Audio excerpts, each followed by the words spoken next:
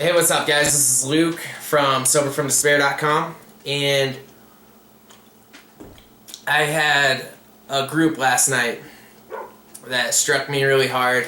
My group for the past couple weeks has been striking me really hard, and I wanted to do a video blog on some of the stuff that I'm learning and thinking about and stuff, and do different topics, I guess, to this video. The first topic being dangers of suboxone in recovery. And the second one is about leadership in recovery. Suboxone.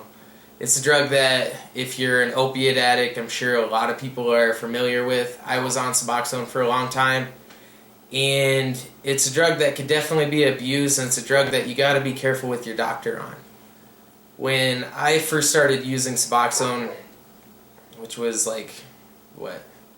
almost 3 years ago when I went on it, and I was addicted to methadone, using methadone all the time, using Percocets if I could find some, Vicodin, all sorts of shit.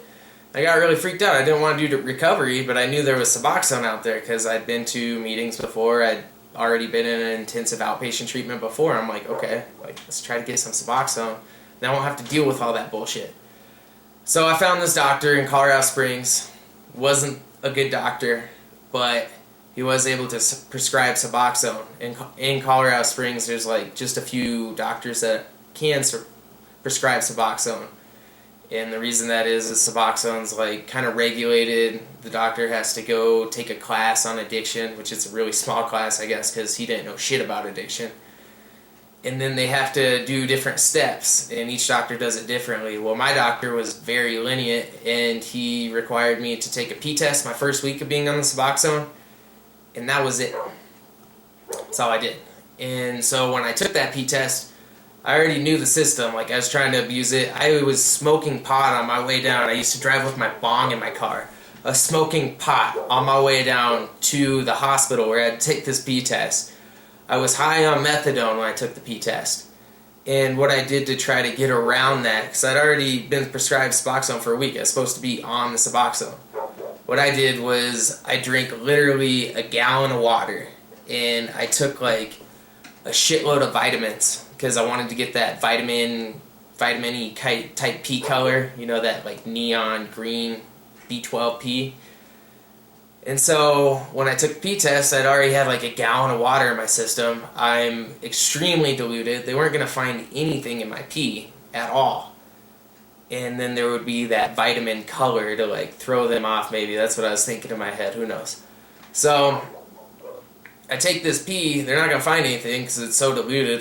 Can't find shit in that type of pee. And my doctor never called me out on it. And I stayed on the Suboxone. I was on 24 milligrams of it. And I just abused the fuck out of it. What I would do is I would take methadone or take Percocet when I was off the Suboxone for a few days. And then I'd get as high as I wanted or as high as I could for as long as I could. And then after that, since I was a methadone addict, there's a half-life, really long half-life to it. So I'd go off of the methadone for 72 hours was what it's supposed to be before I could take the Suboxone, because that'll send me into acute withdrawal, which I had fucked up a couple times and I shit my ass. But anyways, I would go off of the methadone for a few days and start to get really dope sick, and then I'd take the Suboxone and feel a little bit better, and be on Suboxone for as long as it took to find some more methadone or some Percocets or whatever, and then I would keep a little stash, and I'd go off the Suboxone for 2 days waiting for that half-life to get out. And then once I started to feel sick, I would get high on the methadone or get high on the Vicodin or Percocet or what have you, and then I would go off and go back on Suboxone. That was my vicious cycle. And I think there's definitely a place for Suboxone in recovery, but I think it has a very small space in recovery. For me, I abused the shit out of it. I was on 24 milligrams of it for the whole 9 months that I was on Suboxone. And I didn't get off of the Suboxone until I went to rehab, and thank God. I was really pissed at the time, but I'm 3 weeks into rehab, and I get told that I have to be off of the Suboxone before I get out, otherwise my insurance won't accept it. I'm like, what the fuck? So here I am at 24 milligrams of Suboxone, and I do like a couple day taper, and then I'm totally off of it. And I got dope sick and just sick as fuck for like the first month that I was out of rehab. And thank God I was in intensive outpatient treatment and living at my grandma's house, because I would have relapsed for sure. But suboxone's a drug that it definitely has its place. I mean, like, I think if you're just getting into recovery and they put you on suboxone to avoid the withdrawal, like, that's cool, you know? And you're with a good doctor that requires you to do the actual work, requires you to take the UAs and calls you out on your bullshit if you're failing a UA, requires you to go to meetings and stuff, then it has its place for sure. But that's definitely a drug that you have to get off of as soon as possible.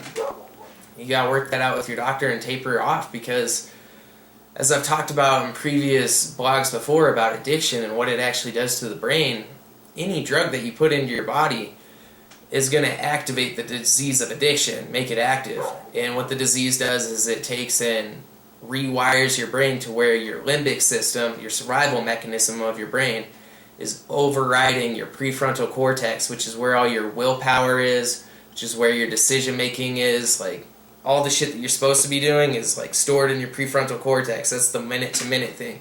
When you have your limbic system, your survival mechanism, overriding that all the time, you're not in recovery. Recovery is about strengthening that part of the brain and learning how to live again. So when you're on suboxone, it's just overriding that. It doesn't matter how much you're on, and that part of your brain is still always active. That limbic system is, and it's overriding the prefrontal cortex. There's a guy in our group that loved to death, you know, and he's out there right now. Who knows where he's at? I think he's in an intensive, like, inpatient facility, thank God. But he was on Suboxone for over 2 years, and the doctor that he was seeing wasn't really requiring him to do all this stuff either, and wasn't tapering him off of the Suboxone. Eventually it caught up to him. And so that's why that shit is so dangerous. Like, I've seen a ton of people that have gotten into a relapse and have gotten really fucked up that were on Suboxone for really extended periods of time. So definitely be careful if you're going on Suboxone.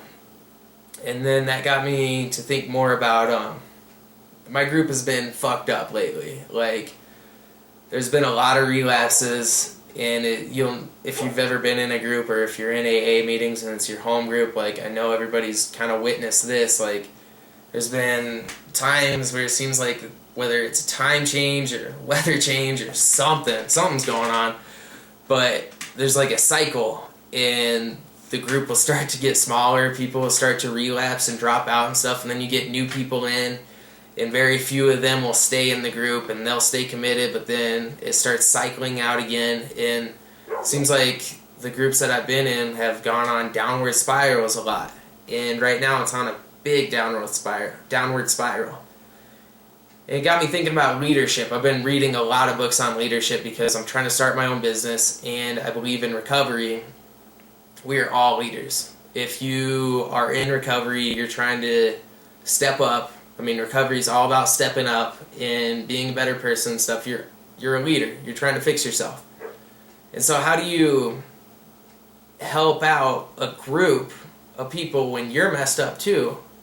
Like, this is me right now. I'm trying to explain, how do I try to help out a group when I'm just as messed up as everybody else? I just had a relapse. I was talking about getting a new sponsor, and that hasn't happened. I got one sponsor, and he was my sponsor for like 3 days because I tried calling him over and over again. He wouldn't pick up his phone. And I like fired him, but I didn't even talk to him about it because he never called me back. Like, you know? And so with reading these books and stuff and thinking about recovery, like, we are all leaders by choice. Leadership is definitely a position that you're at by choice. It's not a position, if that makes sense. Like, we've all had those bosses that are pieces of shit. You hate your boss, but they're your superior, and you gotta respect what they have to say. But then you'll notice somebody, or maybe even yourself, who works way harder than the boss, puts out way more stuff, is way more effective, is better at the job than the boss is, And they do that by choice, not by their position, because they're underneath that boss. And so with recovery, that's what we all are. I mean, for me, for example, I got friends that I hang out with that are getting high all the time, drinking all the time. Like, friends go camping, they're drinking, go to their house, smoking weed or something. I gotta be that leadership in myself. I gotta be the best person I can be to be that type of leader and not follow in their type of footsteps, because I'm done with that shit. I don't want that shit anymore. And so in group, I was thinking about it, and I'm like, well, I'm just as fucked up as everybody else. I don't have a sponsor. Not anybody else really has a sponsor. How do I become that leader? What can I do to try to help other people and help myself? And so for me, like, my answer was trying to formulate, like, this might sound cliche or stupid, but like each week trying to formulate like a group meeting at an AA meeting, so that like I can get a massive text going out there, send it to everybody, and be like, let's meet up at this AA meeting. And whether or not they show up I've done everything I could do. Whether or not they show up, that's not my responsibility. My responsibility is for me to get there so I can be the best person I can be, and then try to help other people get there by inviting them. You see what I'm saying? So I think with being a leader in recovery, if you're seeing your group go down, if you're seeing people in AA go down and you're like really wanting to help fix them or something, the best way to do that is, one, you got to be the best you can be and keep working on yourself, because if you're into leadership or something, that's definitely a process that never stops.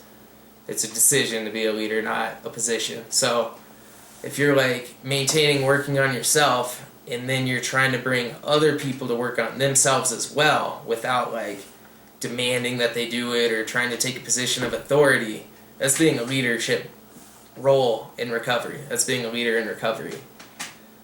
And so that's my idea right now. I'm sending out massive texts tomorrow, see if I could get some people from my group to go with me, because I need to find a sponsor. I need to get back into the steps.